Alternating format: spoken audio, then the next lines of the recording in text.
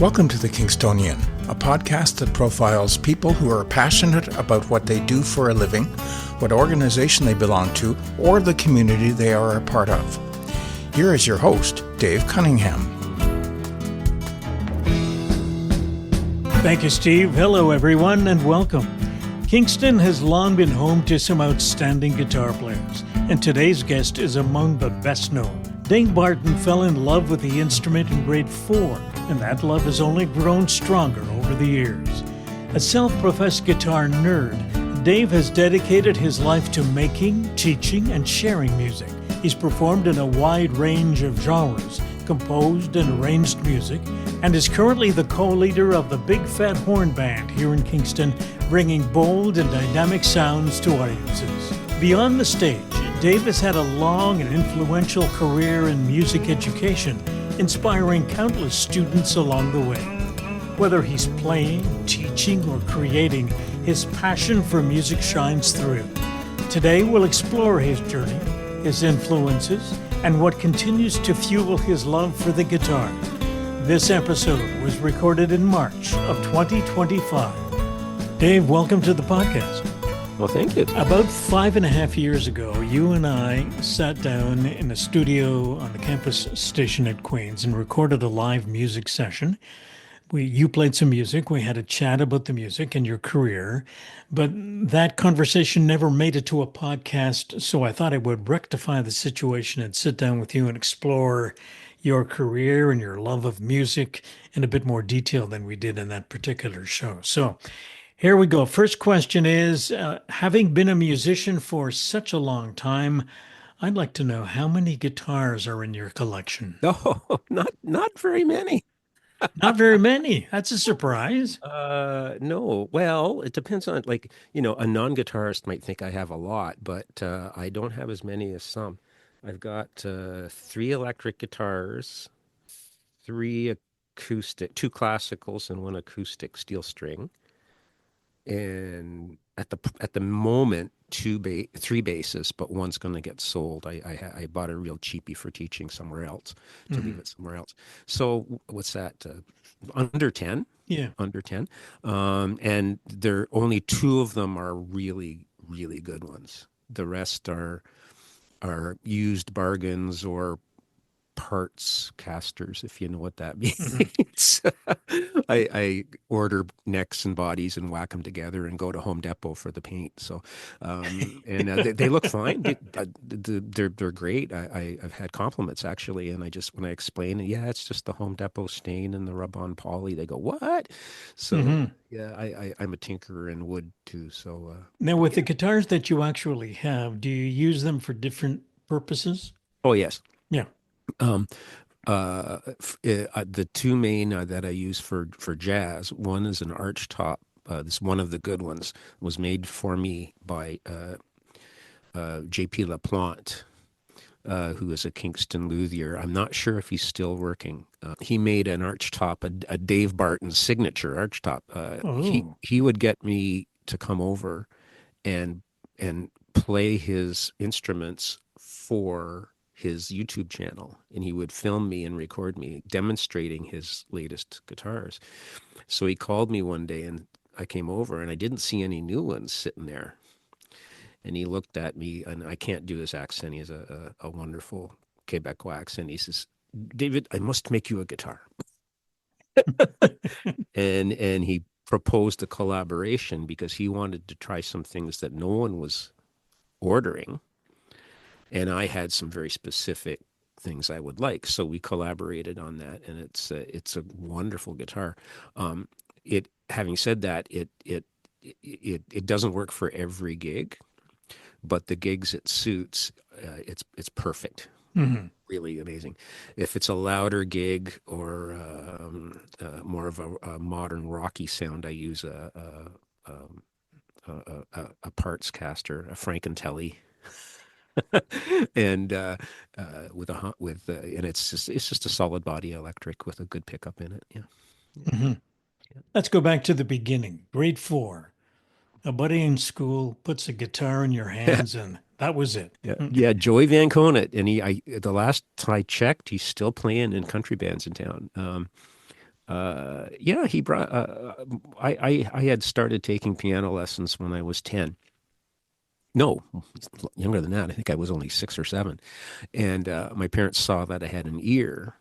They had a little organ, one of those things that you turn it on and a fan starts. It's like air driven, but it looks like a little keyboard, right? So you turn it on and the fan and you play it.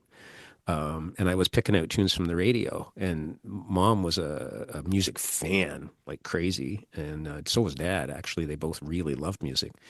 My earliest memories are sitting in front of the stereo listening to Ella in Berlin singing, doing all that scat stuff. I remember it so clearly because they were fans. They were quite fans. So, yeah, they started me at piano at 6, and then it sort of didn't grab me. But when Joey brought a guitar in grade 4, I just kind of went, oh, I like this. And then my parents got me a Suzuki Simpson Sears acoustic, which is on the wall back there, actually, still.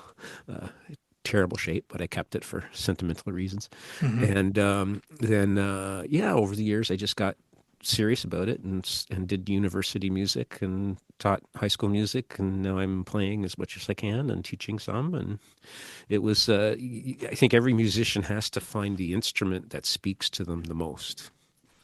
And What I did the always knew, guitar say to you when you picked it up? I Like, what just, is it about the guitar? the physicality of it I appreciated for some reason. Holding it, the strings on your fingers, the picking of it. My parents did play a lot of country music along with the jazz and along with all the other instrumental music they liked. And I'd heard guitar played probably more than piano for some reason. I don't know what it was. I just liked the feel of it. Hmm. I liked being able to sit on the couch and strum and go. And my first musical hero was Chet Atkins, country player. That was Uh, my next question. yeah, yeah, For yeah, those of a certain era, tell people who Chet Atkins was, because some yeah. people may Chet not know. Atkins was an instrumental guitarist who played in the country world a style that the best way to describe it to a person who's not a country person would be kind of like ragtime piano. The bass would be going boom boom boom boom, and the other parts would be going boom boom ba-doom, ba-doom, ba-doom, doom, ka-doom, ka-doom, ka-doom, kind of like ragtime, like the Entertainer, the Sting, Mhm. do do do da do da do da, that syncopated rhythm, and that's what he did practically exclusively. And I liked that sound, and I copied it, and I figured out where all the chords were on the guitar, and learned by ear, and copied every Chet Atkins record I could get. And once in a while, there on his records, he did something that wasn't country. There was an album where he did Take Five, and he did some Beatles tunes, and he did some classical, fairly high level classical guitar on Chet Atkins records because he studied it. He wanted to maintain his playing. So I had a lot of influences of just playing, not singing. I was never a strummer and a singer ever. I was just a guitar nerd. I just wanted to play this thing and make it sound complete with bass runs and melodies and going I on. can remember Chet Atkins when I first started working in radio. We played a lot of easy listening music, and a lot of his stuff fit into that genre quite easily. Yeah. And a very talented picker. Let's move a little bit further on to high school, and you're spending a lot of time in the band room. Yep. And I'd like to know about that feeling with respect to the teacher in the band Yeah. room. It was a guy named Rick Corey, real friendly guy. Uh, I would come into the. I didn't take music in grade 9, in fact, because I didn't think I would want to do band because I was a guitar player, serious nerd playing guitar all the time, and I just thought, oh, I don't want to do this. But what happened was he was, oh, come on in at lunch. The other guys are jamming. Come on in, you can sit. So I went in there and I ended up hanging out and found a double bass. A double bass that was in the corner, and I realized that the bottom 4 strings were E, A, D, and G, just like the bass strings on a guitar. And he said, "Why don't you? why don't you come in the band, play in the band? Now I had just enough music reading from my piano lessons that didn't last to kind of decipher the part. So after a while, I was playing double bass, pizzicato double bass in the band. And then he said, well, if you play that, you got to play tuba too. So I started playing tuba, and it was a hoot. Did you ask him why you had to play the It tuba? was the bass section. He said, Okay. if you're in the bass section, you might want to try that too, because not every piece of music has a bass part. So I moved there, and in the high school band career, I ended up by grade 13 playing trumpet. I worked my way up to the smaller instrument because I liked the sound of it and the feel of it. Plus, my two of my good friends were in the trumpet section, and there was a younger guy who played tuba. He was great, so he took over, and I moved up. But in the meantime, when I was in grade 10, I was taking guitar lessons with a guy named Cease Ross, who was a guitarist and clarinet player based in the Vimy band in Kingston.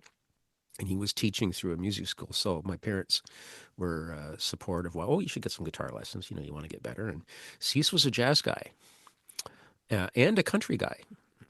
So he was showing me some classical guitar, how to read it, and how to play some jazz standards a little bit. And then he said, I'm forming a country band. I need a bass player. He says, if you play bass, you'll get lots of gigs. So I about the same time, I also met Bill Bosworth and Bobby Hearns. Bill Bosworth is still with us. I go for a coffee with him periodically down at Coffee and Company, and I think I auditioned for the Tercentenary Big Band.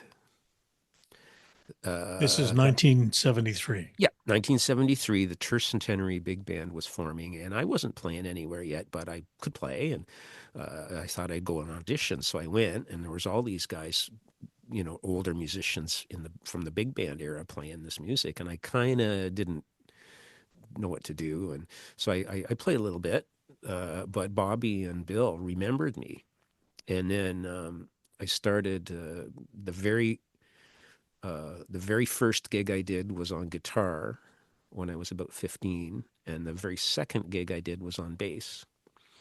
And I ended up vast majority of my high school years gigging on bass because it was more in demand, and playing with Bill and Bobby, and I'd get a phone call. We're playing at the Colonnade. Wear a dark suit and a bow tie. See you at 8. And I'd show up, and they'd put a stack of music or a binder full of music in front of me and say number 289, and then I'd flip to it and play. So how old were you at this point? 16, 17. Okay. The first few, my dad had to pick me up because I didn't have my license yet. But after that, he said, "You're getting your license." I said, "Okay." So I got my license really early. And you can pay for gas since you're Yep, getting paid to be a musician. exactly. How So yeah. important is it? How important is it for you now, being the guitar nerd that you are? How important is it for you to know how to play bass, trumpet, piano, tuba? I know you probably don't play the tuba all that much these days, but No. the business of learning several instruments, how important is it to being the guitar player Well, and knowing these other instruments? the other instruments came about by virtue of, I think, just curiosity, and I when I tried a new thing, I found that I could translate what I already had on the guitar outward. Um, any of the jazz phrases I play on guitar, I can play them on trumpet slowly. Piano, not so much, because my piano technique isn't great. But various things happened in my musical life that made it work, that I ended up playing other instruments. For instance, between high school and university, I signed up to coach a big band that was funded by a summer works program. Had some university guys were the leaders of it, and I was between high school and university, and they hired me to coach rhythm section. I'd played some gigs with some of them, and no drummer showed up for the band. And we had gigs and concerts booked and everything. So I borrowed a drum set from a friend who was going away to basic training to be in the forces music stream. I borrowed his drum kit and played drums every day for 6 weeks and learned how to read charts and do the big band thing. So just I was curious, and I didn't limit myself. If something came in my direction, I'd just give it a shot, and Hmm. it's worked out. The guitar playing is what I'm most comfortable with, but the other instruments are almost they're not different. They're more of the same thing in my head. Like Hmm. when I play trumpet, I think of the same lines. When I play drums, I think of the same rhythms. When I play piano, I can think of the same lines. I can't play them very well. But if I'm writing, I visualize the keyboard. I think of the guitar chord and then plop it on the keyboard and go from there, you know. Hmm. And it was also a function, oddly enough, of the fact that I lived in a semi-rural area with no distractions. There were no kids, no friends nearby. And nobody to complain about the music coming out of the house. My parents were saints. They didn't care how much Yeah. music I made or how much noise. I had rock bands. I pounded the drums at all hours of the day or night. And I even asked them, "Are you guys okay with this?" And they go, "Yeah, sure, no problem." So, yeah, in my teen years, I lived at the top of Kingston Mills Hill, and to see a friend was a couple miles. So it was either drive or bike or whatever. But most of the time I stayed in the basement and made lots of music. So Hmm. yeah, it was kind of, Where did the interest in teaching start? well, when I was in high school, I worked at a Kingston summer music day camp. And it was put together by the Board of Education. There was a fellow named Jim Coles who was a music consultant, and he put together again with these grants that you could get to run things and to pay salaries, Ontario Works or summer jobs or summer something or other. I can't remember. They had a catchphrase that they were called. They ran a music camp that had music in the morning at Sydenham High School and swimming in the afternoon and at Gold Lake, which is pretty close, right? So we'd get on the bus at LCVI, drive up to Sydenham, do music and band until noon, and then get in the bus and have lunch and a swim, and then come back by 4 o'clock. It was a nice little day camp, and I was conducting. I was still in high school. I was conducting the beginning band or whatever, trying to figure out what I wanted to do, you know. Hmm. And I started out conducting with my left hand, and the university student came in and said, "No, you got to use your right." And I said, "Okay." It didn't phase me. Same thing happened with Joey when he brought the guitar in grade 3. I picked it up left-handed, and he said, "No, it's the other way." I said, "Okay," and I just flipped it over. But if I had been left to my own devices for a while, I might have been a lefty. Um, uh, and I enjoyed the kids.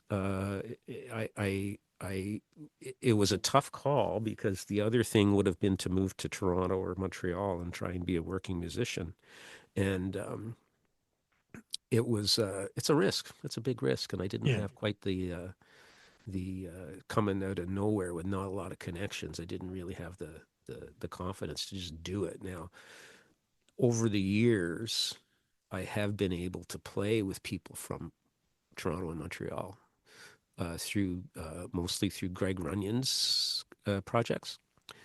Greg Runyons is a composer that's he's actually this year he's retiring from Queens, but he was the Queens jazz person forever, and he would put together these projects with people from all over.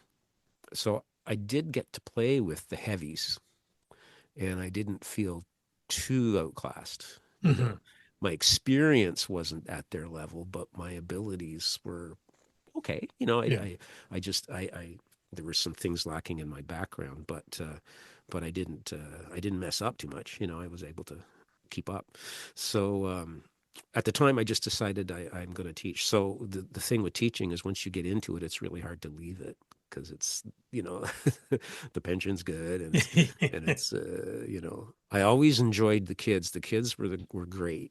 Um, the music, the environment of teaching music was fun but tiring, and I did it for 20 some years, and I had to leave it. It was wearing me out.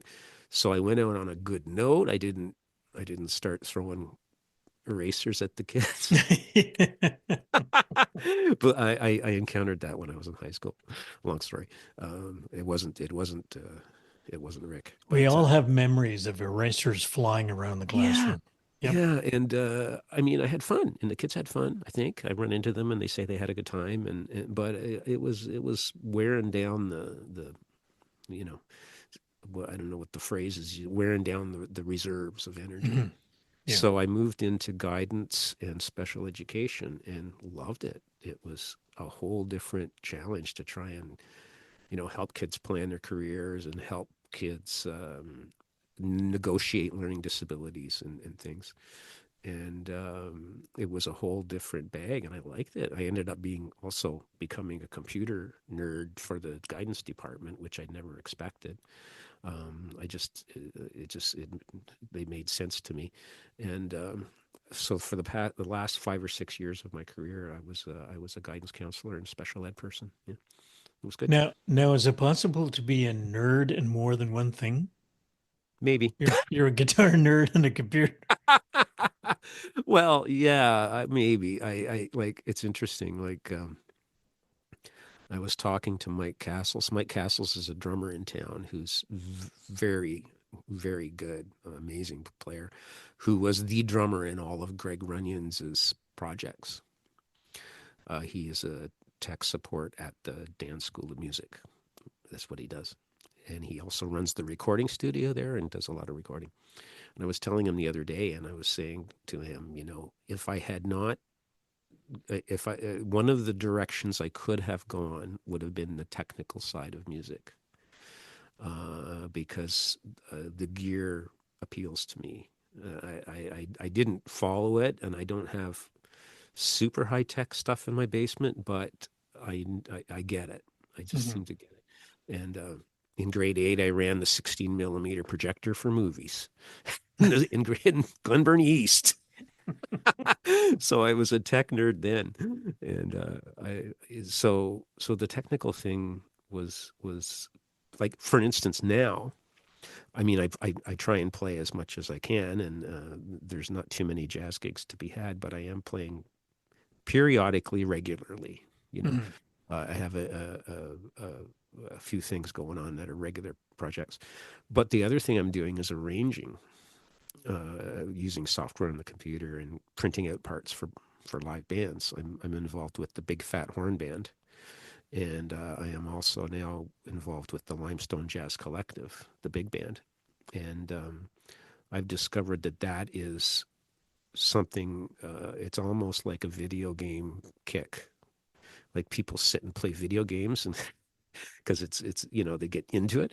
I get into how are the trombones going to sound if I make this chord like this, Yeah. these notes and these rhythms, and so it's a bit of the minutia of arranging is appealing to me, and it's a technical thing too, because it's an art, but it's also a craft, very craft oriented, how things fit logically. So it's fun. I do You lots of mentioned you mentioned the Big Phat Horn Band, and for those folks from outside of Kingston who may be listening, the Big Phat Horn Band is a 10-piece orchestra, essentially. It's got trumpets and trombone and saxophones and drums and guitar and bass, I think, yes, and a singer. yes, And Rick Flanagan is the co-leader of the band with you, yes, yeah, according to your website. that's right. Yeah. And I was talking to him several years ago. I did one of these conversations with Rick. And I talked to him about the business of introducing a new song that somebody threw at them and say, you guys should play this song.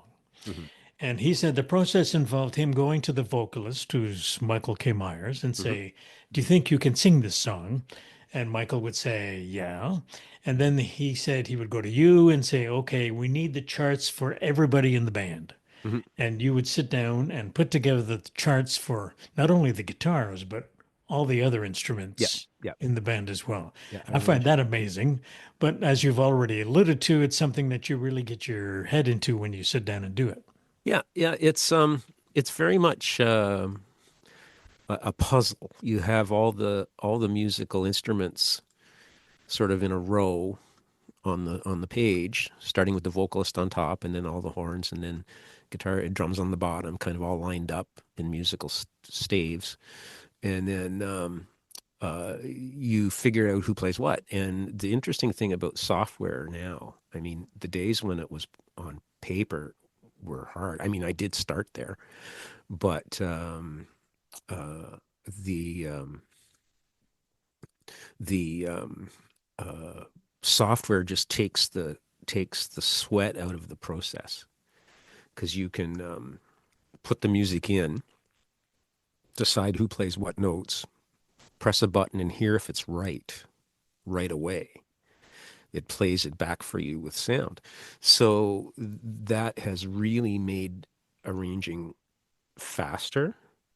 You still have to have the knowledge of the instruments and the knowledge of the music theory to be able to tell them what notes to play to get the right ones.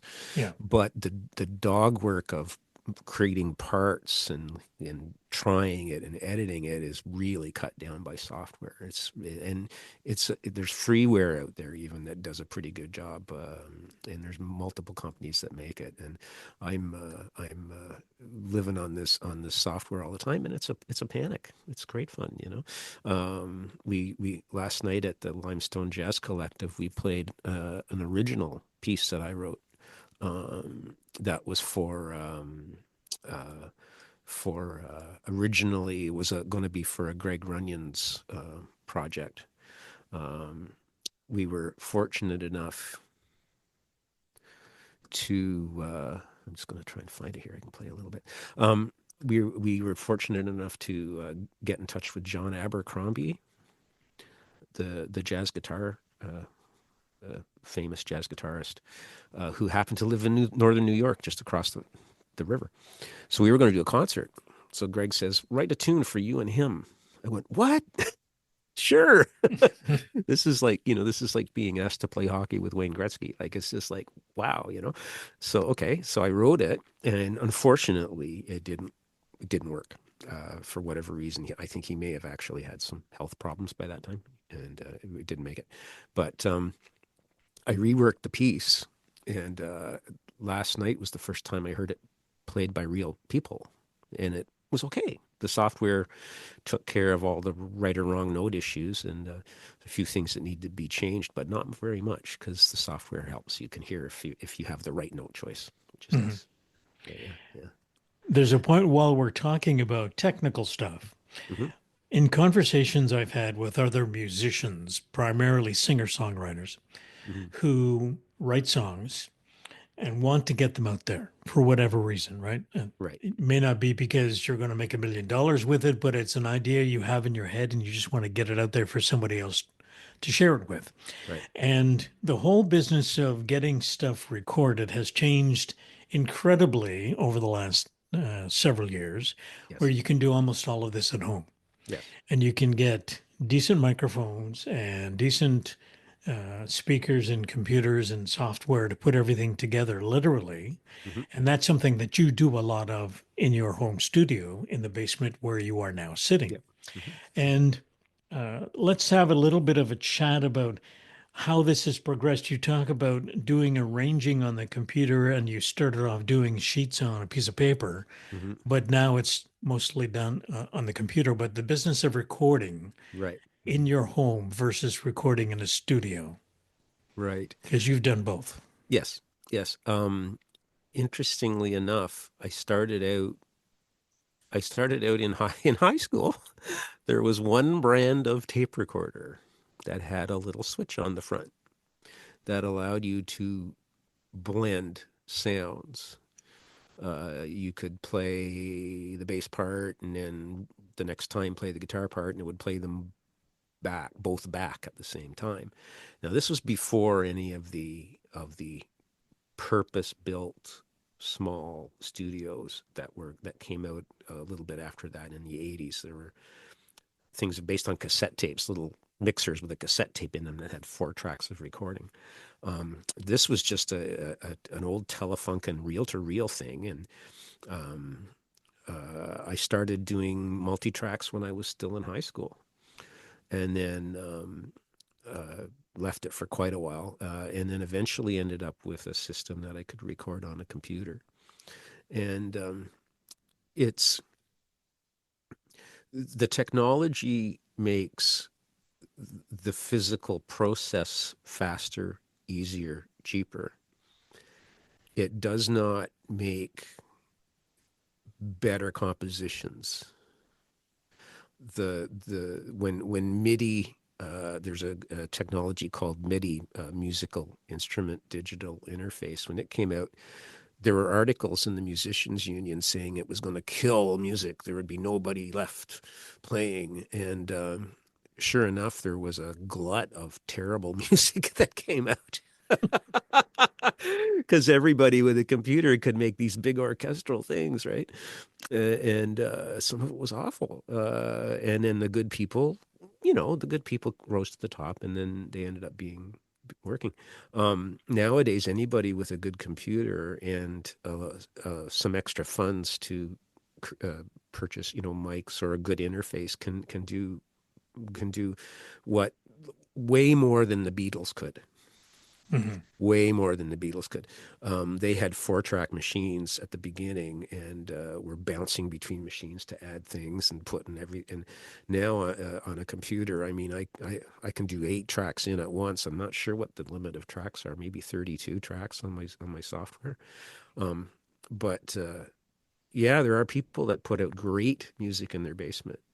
But there's a point at which the amount of money you would have to spend to get really good mics could fund a session at a local studio that already has good mics and a good drum booth and a good mixer.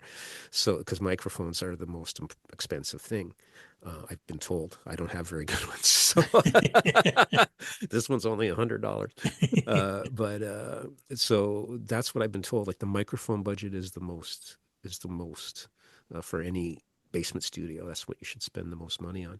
So I use it primarily for demos and for silly things.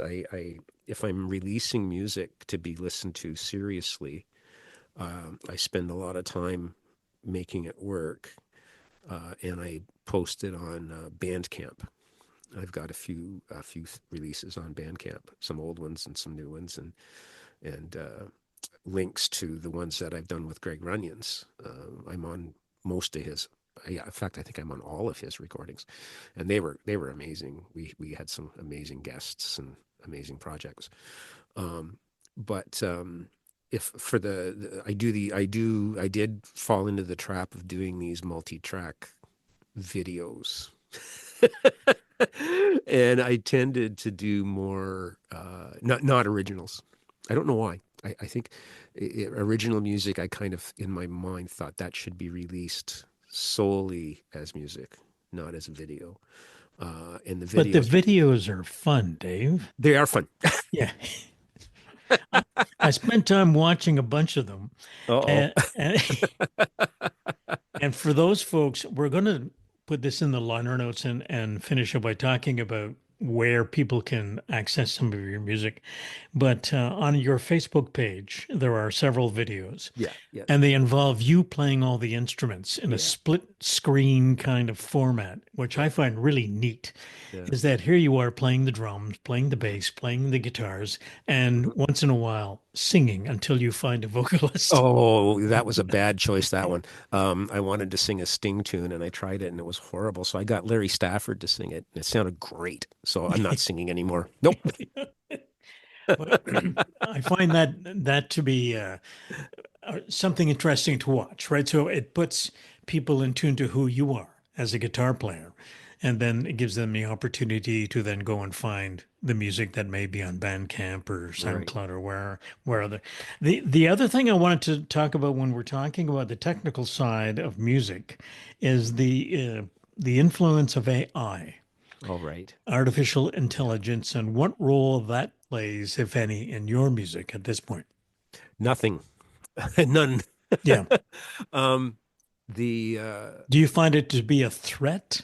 well, it might be a threat in the pop world because the musical demands of contemporary pop music are quite homogenous. Hmm. Like if you listen to the top streams on whatever streaming thing, you're going to hear similar kinds of things. Maybe the different genres do have different things, but I could see. I mean, AI could create. I better be careful. I don't want to sound like I'm disparaging anybody, but there are certain genres that AI could just do, and you wouldn't tell the difference Yeah. because the original models that they're listening to have auto tune, have on the voice, so the voice is very mechanical sounding, and it's very thick arrangements with lots of layers of electronic sounds. So you could probably not tell the difference between AI and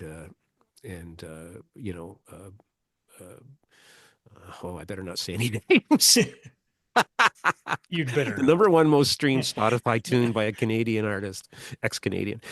I won't say his name. But if you know what I mean, like Yeah. it's very very mechanical, but I doubt very much that somebody will have an AI version as good as a Brandy Carlisle song, or as good as that kind of thing, singer songwriter, heartfelt, personal. That reaches people. They're Yeah. never going to be able to do that. Yeah. But dance music, maybe. And in the jazz world, that's just Listen, antithetical, totally against what the jazz world's about, and that's about spontaneous creativity. So you're not going to use AI; it just doesn't do it. can we use AI to bring back disco? I'm sure it would do it. It would do it in 5 minutes. Would you like to see? Now, having said that, there were some disco recordings that were Yeah. Oh, very yeah. skilled players. Like all the orchestral stuff that was in all those disco tunes. It's I did an arrangement of Donna. No, yeah, Last Dance, Donna Donna Summer, Summer. Yeah. Last Dance for the Phat Horns, and I found a live version, and it was rocking. It had good players, good stuff going on. So, there's always AI will replace some things, but it can't replace lots of things. Everything. Yeah. It can't. No, there's lots of things it will never replace. Let's get back to talking about your music and composing. One thing I read on your website was that you're a fan of fusion jazz. Yeah. And explain for those of us who are not into music in the detail that you are what fusion jazz is all about. Okay. It was a thing that started in the 70s, maybe late 60s, early 70s. Miles Davis is credited for being the father of that music. Um, he was a restless creator. He went from being, writing tunes that were very structured and very sophisticated and they'd swing and they had a good sort of a traditional jazz feel, to stuff that was very free form and very electric. And the first couple albums that he did with this crew of musicians, that they all went on to be the stars of the fusion. Herbie Hancock, Chick Corea, John McLaughlin, the guitarist, Marcus Miller, bass player eventually. These people all ended up, Keith Jarrett even, I think, they all ended up doing their own version of that blending of jazz sensibilities and creation and soloing with the rock sound, a more of a rocky sound. And they all went on to do incredible things. And that's what grabbed me into the jazz world. Mhm. That's what did it. I was listening to John McLaughlin one week, learning Take Five, and the next week I was trying to copy John McLaughlin in the Mahavishnu Orchestra, playing at light speed guitar runs because of one show on TV. I saw a rock concert, the Mahavishnu Orchestra, and I heard this bizarre stuff. But the guitar playing was just phenomenal. I just said, how can anybody do that? So and then through, there was enough print out that sort of gave me the influences and the direction to broaden out. I got some Mahavishnu Orchestra records and got some Chick Corea Return to Forever records and got some Larry Coryell records, and then from then it went from there. Chuck Mangione even was a fusion artist of some sort. He put jazz with more orchestral music and some Latin influences. So that's what fusion means: putting the jazz world with the more rock sounds and rock feeling and rock energy. And unfortunately, fusion jazz, one of the offshoots became really popular, smooth jazz. It's rocky and R&B oriented, but it's not as sophisticated. It's on purpose easier to listen to. But there are some people, one of the biggest young bands out there now is a band called Snarky Puppy. And you probably haven't heard of them. They're all music students from one of the schools in the States. And they are a modern version of a fusion group. They have lots of different influences they put together, and very intellectual music, interesting solos, really cool chord progressions. But it grooves. You can dance some of the stuff you can dance to, But it's not like it's its own thing, and it's well done. And there are other people in the fusion. You could say there's a fellow, Robert Glasper's a black pianist, phenomenal black pianist, who puts hip hop with his music. And I don't know the original hip hop artist's music, but when I see him playing with them in concert, it's great because he adds the sophistication of jazz to that music. And plus the lyrics are audible and clear, and I can hear the sentiments that are going on. And I've enjoyed it a lot, So yeah, fusion means jamming together two things that weren't together in the first place. Rock and roll, Jimi Hendrix and Charlie Parker, Yeah. That's that was kind of like what happened. We've been talking about some of the things that you do, and you mentioned before that when it comes to your own music, you feel you have to sort of sit down, focus on it, and when you put it somewhere, you want to put it somewhere where it's just the music that people can listen to as opposed to a video. Right. And I'm wondering about the whole business of you composing something and wanting to get it out there. And how important is it for you to get out what's in your head through your hands and the guitar and out there for people to listen to? That concept. Right. It's something that it's a tough call because like I've put releases out on Bandcamp, and I play gigs in town, and I do have a few CDs from way back that still hold up well. But there's at a certain point as a basement musician, not touring and not getting into the sort of the next level of fame, and I haven't been able to, like, there are some musicians that do an awful lot of social media work and get quite famous and do very well. But I haven't been able to do that. It's something that I have a hard time figuring out how to do with jazz. But it's a tough call. I mean, sure, I'd like to go on tour with Diana Krall. I think it would be a panic because it's the music I like, and it's she's great, and but it's not going to happen. She doesn't have your phone number and No, her she doesn't, Rolodex. No. unfortunately. But like I've seen her group and the guitarists that she used, and I go, yeah, that's a good fit. I could do that, but it's not going to happen. So I think part of the reason is that because I didn't, base myself in the bigger city, the concept of getting the music out, it won't have the same result. Like friends of mine who play in Toronto or working musicians in Toronto, they release music regularly and they get nominated for Junos and they do really good stuff. It's amazing stuff. Um, I'm not there, and I'm getting there. It might be possible, but then again, I'd have to do it in Toronto probably. I mean, there are really good players in town, but they're not a large number of really good players that could put together a group that would be really, really sort of consistent, if you know what I mean.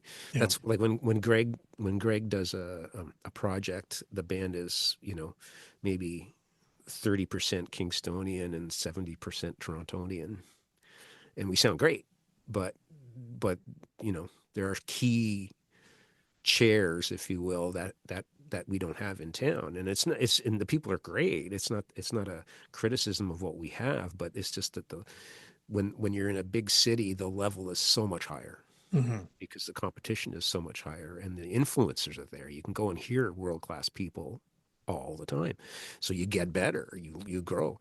Um, so I put it out there, but I think my last release I might have made $17 on. That's what I got back from PayPal for my last release, Trio Music. Um, I get royalties once in a while from Party of Five. I did a recording with Greg Runions a long time ago, and I get royalties for a Party of Five episode. Long story, he had a friend that worked in Columbia TriStar Pictures. So my musical career in the composition world and putting out original music is not happening, and I think it's a function of my choices and where I am and where I ended up. And but when I do play with especially with Greg's projects, it's a panic, and I feel like like I say, I feel like I'm holding my own. But in terms of releasing the music, I think some like my videos are getting more views than my SoundCloud music is getting downloads, Hmm. way more, or listens. So that's a thing, that's the social media thing nowadays is huge. Which There's an might tell amazing you that you might want to put more of your original stuff in video form. maybe yeah Get maybe I should do that and more quantity because like you go on there's somebody that is an amazing guitarist, Jocelyn Gould. She started being the head of the guitar department at Humber in Toronto, but then she got really famous really fast. And she's constantly posting on Instagram and constantly doing YouTube sessions and touring, and her social media presence is amazing, and she's very good. To start with, she's awesome. So that's the kind of thing that it takes effort, and slightly worn out retired music teachers have a hard time with that sometimes. This is more of a general question I'll throw at you. From the perspective of someone who listens to a lot of music, and you talked about fame and generating fame. Do you think it's a lot easier for a good vocalist to gain a measure of fame as opposed to a good instrumentalist? I think that hinges on the content, and it also hinges on the genre. Like Right. some genres make uh, the the package, the production, the glitz, the groove, the style are more important than the actual lyrics. To be honest, singer songwriters get known for their lyrics, right? Uh, when I heard uh, I'll mention her again, Brandy Carlisle singing "The Joke" on the Grammy Awards a few years ago. It was powerful because her words are just amazing, and it speaks to more people. You don't have to be a music nerd to appreciate the beauty of that. Hmm. Uh, as a music person, I appreciate the composition and the words. It's well crafted. It's nice. Her voice is great for that thing.